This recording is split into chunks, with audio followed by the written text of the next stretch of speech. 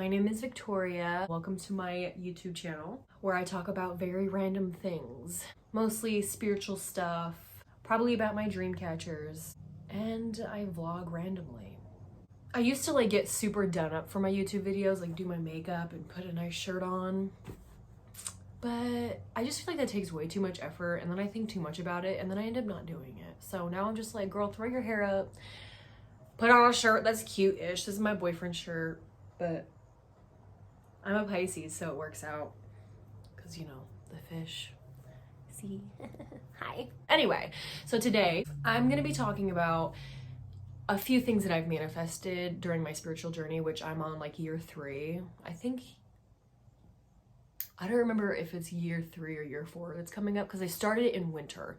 I remember it was November, December, and I read a book. The first book that I ever read that was kind of spiritual to me was Think and Grow Rich, but I didn't see it as a spiritual thing. I saw that book more as a realist book.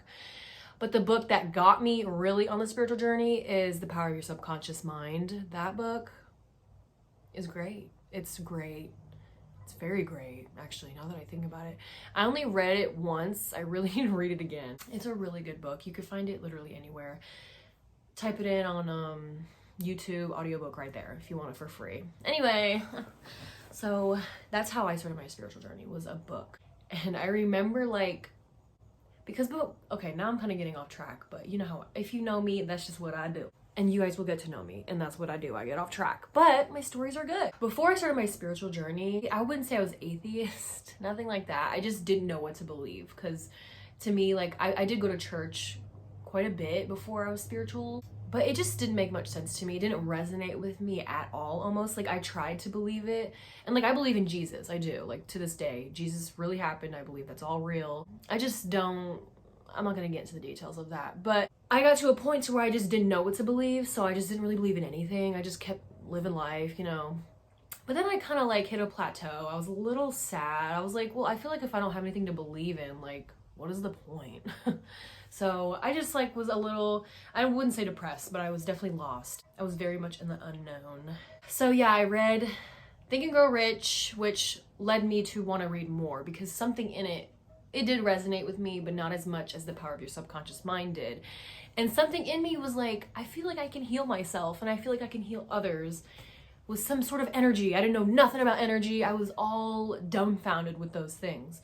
So all of a sudden, I'm gonna say the universe heard me because I kept I still prayed. I prayed because I felt the power of prayer made sense. That makes sense to me. It always did. I just didn't know who I was praying to or what I was praying to. So I did pray and say please show me a way. I want something to believe in. Something. I don't remember what I said, but I cried a lot. And then all of a sudden, somebody, it's funny, it's really ironic how it happened, because this person that gave me this book, The Power of Your Subconscious Mind, she is not spiritual. She is nothing like that. She was just getting rid of books. I was cleaning her room. She was just getting rid of books. She gave me this book. I was The Power of Your Subconscious Mind. What does that mean? So now I go home, I read it, and I'm shook. This spurt of joy just came through my body. I just couldn't. I was telling my whole family about it. I was oh my God, I think you can heal yourself. I think you can manifest things if you pray in a certain way. Not in a certain way, but you know what I mean. A lot of people pray, please give me this, please, begging almost. They pray from a place where they don't have it and they desperately need it. But if you pray you know you can have it and it's very accessible, you just need to let the universe know what you want. Honey, you get that shit. Anyway, so I was telling my family about it. I was getting all hyped. They were looking at me I'm crazy. Girl, what are you reading? One of the first things that I manifested frequently when I first started my spiritual journey and learning all of these things was money.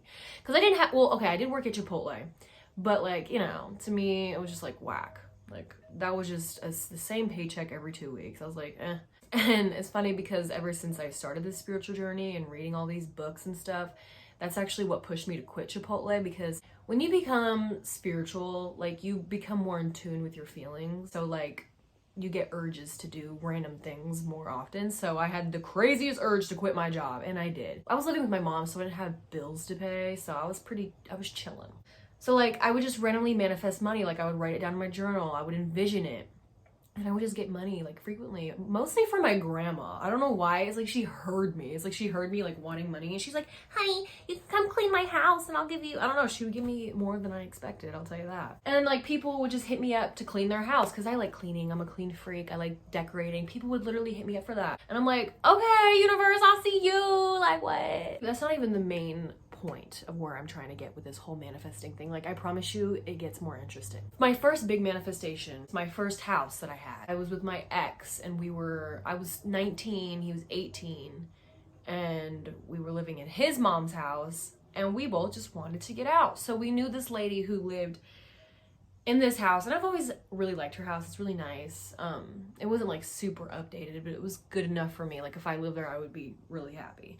And I don't know, it just kind of crossed my mind here and there, like, because we would go hang out with her. Like, I like this house. I really would like to decorate this house because there's a fireplace, vaulted ceilings. Like, it was nice. A year or two goes by, and I'm really realizing, like, I'm really ready to get out of my ex-boyfriend's house. And so I started writing it down in my journal. Like, I want a house with vaulted ceilings. I want a fireplace. I want an extra bedroom for an office. I want a big living room. I want a big kitchen. I want 2 bathrooms, please, 2. I want a laundry room. Like, I was very, very detailed with what I wanted.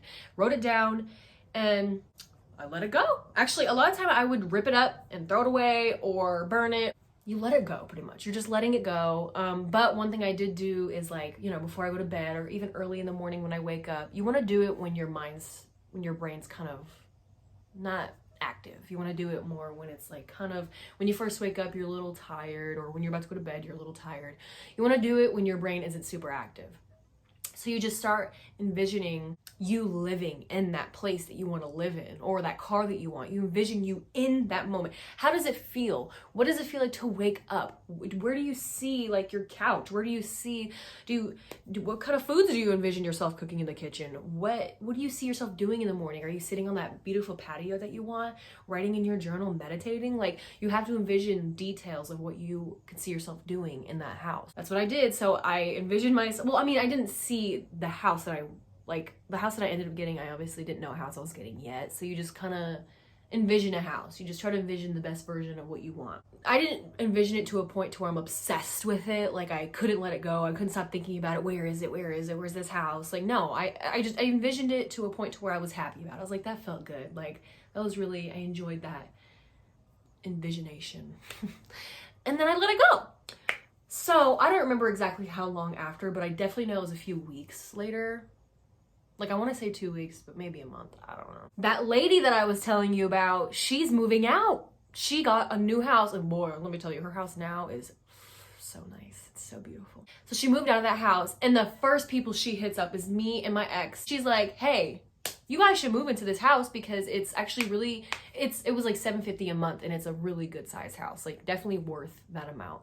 So long story short, we're like contacting the owner of the house. They approve us immediately.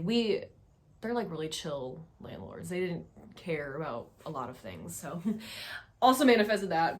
Pretty much we got into this house easier than any other place. Like, if we were to try to get a place in an apartment complex, any other landlord, it wouldn't have worked out because it was just, there's too many little details that they want. And we ended up getting this place because we knew the person who lived there originally, and they know the owner really well. So she put in a good word for us.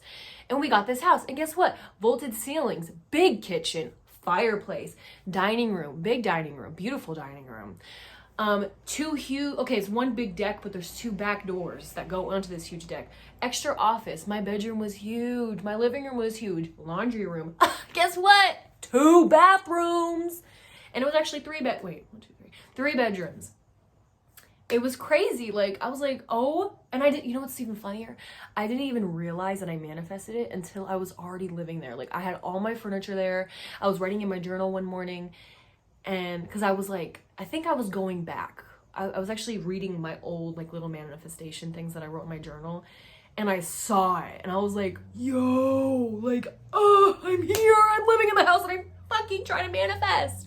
And I manifested it. Like, dude, okay. Sorry, that story was probably a little longer than I needed it to be. So, second big manifestation story. Ellen. I feel like if y'all know who I am, y'all was waiting for this story. Ellen DeGeneres. Okay, so this was like in 2019, last January, February-ish. I was obsessed with Ellen. Like, I watched her every day. I don't know what it was, but she just made me cry, like, all the time. Like, because I'm a really giving person. And the fact that she was giving to these people who needed it the most, she was giving them so much. And, like, it just shook me. Like, something in me was just like, yo, like, I really want to do that. Like, I want to give people maybe not $10,000 or $50,000, whatever she does, but just money. Like, I want to help people, you know? I want to make people happy. Oh, say hi to my mitten. This is Anala, but we don't call her that. She So I envisioned a lot. I actually don't even think I wrote anything down for this one. I think I just envisioned it so strongly. And I even posted a video of me laying on my bed envisioning me meeting Ellen or being in her show. And then I also, so a lot of people write to Ellen. They're like, Ellen, I'm in college and I just really need help. I don't know. There's a lot of things that people write to Ellen about. But I specifically wrote to Ellen just really expressing like how I feel about her. Just saying like I really look up to her. I love that she gives so often, and like she's just such a great person from what I knew at the time anyway. I mean, there's some weird theories going on about her right now. I kind of believe them. I really kind of do.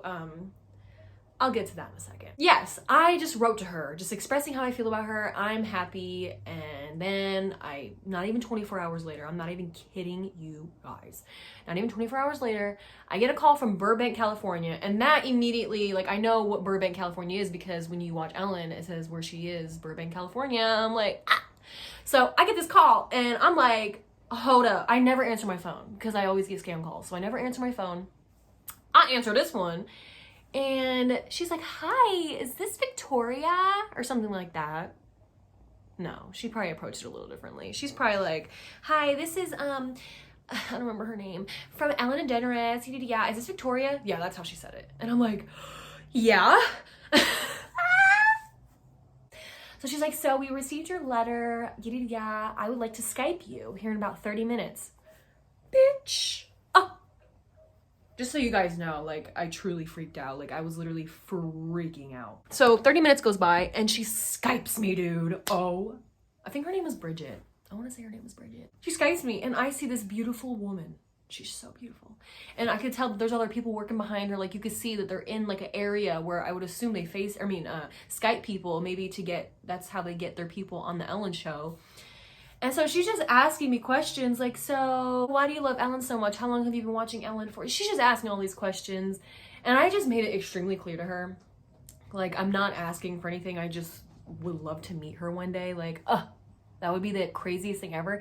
And so she made it also very clear to me that chances, aren't super high that I'm going to meet her or even win tickets to the show. You never know.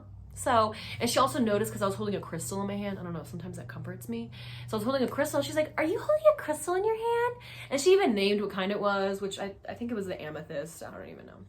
And we were vibing. We were talking. I was like complimenting. She was complimenting me. Like, we were like friends. And I just couldn't believe I was Skyping one of Ellen's people. And I know for a fact it was her because I looked her up on Facebook. And it says she works for Ellen DeGeneres. And she looks very professional and kind. So, yeah. So that happened. Yeah, that happened. Actually, a couple months goes by, and this is when I'm living in that house I was telling you guys about. When, like, the Skype thing happened, I was living in my ex-boyfriend's mom's house. So then, I manifested the house, moved into the house, and then that's when I'm laying on my couch one day, and I get an email saying, congratulations, you won tickets to the Ellen show. And I'm like, huh? Like, wait, what? So yes, I give them my information. Okay, now here's the other thing. I didn't have a damn penny to my name at the time, not a penny. I was like, okay, well, how am I gonna win, or how am I gonna get there? Missouri to California, like, all right, so clearly we're taking a plane. We have to get a hotel. What about food? Like, I had to figure out all these things. Oh, and by the way, this was in a week and a half. Like, it was a week and a half before that. She's like, the email said that the show is at this time, and we can go if we have our own way. So they aren't paying for anything, just free tickets. That is it. So I tell my whole family about it. I'm like, y'all, I just want tickets to the Ellen show. you know, they're all freaking out. Trust me, I didn't say it like that. I was completely freaking out. Yeah, we did. I cleaned a couple houses, you know, made some money, not a lot. I don't even know how much. But then my grandma, being my grandma, she gave us some money. We made enough to where like we had the plane tickets covered, but she gave us extra money for like the hotel and the food. And we were completely covered. Like we were set. We had everything we needed. It was truly one of the most like high vibrational times of my life. Like it was crazy like how happy I was. We get there. Ellen, plane ride. It was my sister's first time ever being on a plane. She cried a lot. It was, I'm not gonna lie, it was pretty sketchy because we got kind of a cheap flight and we saw a piece of duct tape on the wing of the plane and my sister was like, Tori, why the fuck is there duct tape on the wing?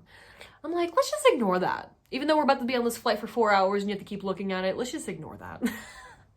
We couldn't. It was fine though. It was an okay flight. It was a little bumpy, but whatever. So yeah, we get there and Ellen, she walks out. She walked out, y'all. She walked out. She's a little smaller than I thought. She's really tiny. We weren't like super up close, but we definitely got a good perspective of her and she's so little. Anyway, her vibes were a little low that day. Like she even said to the whole crowd, she's like, sorry guys, I'm a little tired today, which is fine. I didn't care. Like I was like, you know what? I'm definitely ignoring that. It's Ellen. I'm here. Ellen is 20 feet away from me. Probably a little more than that, but she's close to me. I'm in the same room as Ellen. There's Twitch. Hello, how you doing? Girl, back up. The fight. There's Twitch, there's Ellen. Ray Ramone came out that day. Kelly Clarkson was there. And then guess what? She had a surprise guest. It was Kendall Jenner. Kendall Jenner! That I'm still happy about. That, every time I watch the Kardashians, because I watch the Kardashians, I see her, I'm like, I was in the same room as her. Long story short, Ellen's vibes weren't high that day. She didn't seem to really care to be there that day. It kind of sucked. Yeah. And then like recently it's just so funny because like there's been a lot of theories about how Ellen's a part of like sex trafficking and stuff, and that sucks. Like it's funny because people message me about it. They're like, did you hear about Ellen? Because I went to her show, so everybody feels the need to like update me, and I'm like, yes, I'm aware. It sucks. It really does. Like it does, because I really looked up to her so much. Like you guys have no idea. Like I cried so frequently just thinking about her presence, but turns out she's probably not really a part of anything that good. Sucks. Anyway, third thing I manifested is the house that I live in now, honey. So me and my ex, we broke up, and then I got a new boyfriend, Kaseka. Heidi. Yeah. Girl, she keeps biting me. Stop biting me. You know, bye, mama. No. Sorry, I'm obsessed with her. Yes, me and Kaseko started dating, and he moved in with me because I was living at my mom's house again. Because I lived in that house with my ex, moved out because we broke up, moved in with my mama. And my mamas, and my sister. And yeah, me and Kaseko start talking while I'm there, and he just kind of moved in slowly but surely. Like he was always sleeping over, so I was like, you might as well bring your TV here because I don't even have a TV in my room, so bring it over here. So yeah, guess what? Before we got this house, I wrote in my journal because I didn't want to live in my mom's house forever. I want to get a place with my man. So I wrote in my journal almost the same exact thing I did with the last house, except I forgot to write fireplace, so we didn't get a fireplace. That's okay. I don't need a fireplace. It's fine. But I got my vaulted ceilings. I got a big kitchen. I got 2 bedrooms. Oh. Here's one thing I did manifest. I wrote, I want a full basement or a finished basement with a bar. Bitch. Guess what? I got me a finished basement with a bar and 2 bathrooms. Got 2 bathrooms. I got my own bathroom. So I kept that one really short because you guys get the idea. You write it down in your journal. You write exactly what you want. Get detailed. Yes, that is how I manifested 2 houses and Ellen tickets. I have a lot more things I plan on manifesting in my life, like a car, a legit store for my dream catchers, because I want to have a little shop. Oh, your knees? See, kneesy. Your kneesy, my pen. Your kneesy. Bitch! Anyway, I'm excited to edit this video so I can see what the fuck I'm gonna cut out, because I know damn well I'm cutting out a whole lot of shit. Step 1, if you want to manifest, write it down. Get you a journal, write down details. For your house, write down what kind of ceilings you want. Write down what kind of floor. Oh yeah, another thing. I said hardwood floors, please. Guess what? Got it. Envision it. Envision. Okay, so the main key when you want to manifest something is you have to feel now how it would feel then. Because there's really no such thing as a past or a future. That's a whole other topic. Here we go, Victoria. What are you doing? There's no such thing as a past or a future. There's only now. Like, if you really think about it, only now exist. In our head, the past and the future exist because, you know, that's in our head. But there's no such thing, truly. It's now. Only now exist. So you need to feel what it would feel like now to manifest what you want. How does it feel when you first walk into your beautiful home? What are you going to feel in that moment? Are you going to feel excited, so happy that you want to start crying? Are you going to laugh? Because, okay, to me, when something great happens, I laugh a lot. Like, I'm just like, I don't know, something happens, I just laugh. And scream. I scream a little too. Just feel it. Like, I got a new car. Like, how does that feel? How does it feel? Feel it. But the main key to manifesting is letting it go. Do not be attached to it. Do not figure out how you're gonna get that. That's the number one mistake that people make, is trying to figure out how they're gonna get to it. How they're like, they leave the how to the higher mind up there. You can call it God, universe, higher self, whatever you please, but leave the how to that. The what is to you. What do you want? The what, keep that to yourself. But the how, forget about it. Literally forget about it.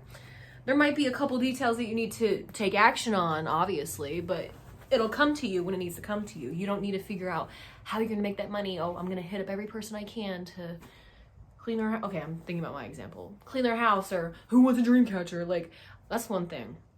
I never message people like, hey, I make dream catchers, you know, hit me up. Like, I let them come to me. I let them find me. I never search for customers unless like I'm like for example, like these dream catchers, like those are for sale. So I'm going to post them, of course, maybe a couple times. It depends on how long it's taking. But most of the time, 99% of the time, people come to me like, hey, I have this idea. Can you create this dream catcher for me, or mobile, whatever? And I do it.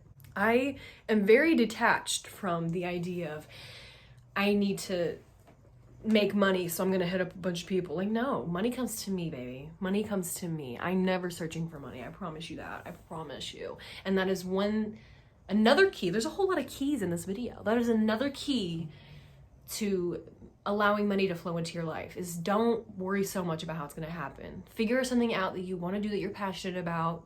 You can create anything. There's cleaning houses, workout program. You want to be a personal trainer? Like, there's just so many. You want to cook food and sell it? Baby girl, get to it. You want to start a YouTube channel? One thing I've learned, because I started YouTube 2 years ago. Excuse the trash man. Just waiting. Come on, boy.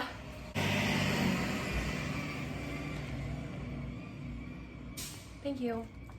Like, if you want to make a YouTube channel, don't think too much about it. Like, truly, like, yes, it's good to take notes on what you are gonna mention, because like, very obvious that I keep forgetting what I'm talking about, and it would be good to look back on it. But at the same time, I really like the idea of just not forcing anything and just doing it. Just do it. Jump to it. Just follow your heart, baby girl, or baby boy, whatever you are. So I hope I wasn't all over the place. I might have been. I probably was. I'm pretty sure I was. But I hope you got the idea, and at least you know that I manifested some things. Like, it truly, truly, truly happened because I told the universe what I wanted, and a lot of it was just like random. Like, I didn't even try to manifest it. I was just writing it down or just thinking about it for a little bit, and then it popped up in my reality. Like, hello, how you doing? I see you. So yeah, thank you for watching. If you want a dream catcher, check out my Etsy. I'll put the link below. That's a third eye dream catcher with chakra colors. That's a moon. I now have fairy lights for my mobile, any dream catcher you want, but mainly my mobiles. So like, it's off right now. I could turn it on. You could turn it on, and there's fairy lights. Let's say goodbye to YouTube. We say goodbye. Bye bye, mitten. Bye bye. Bye, y'all. Thank you. I love you so much. You know that. I don't gotta tell you, but I do. I love you.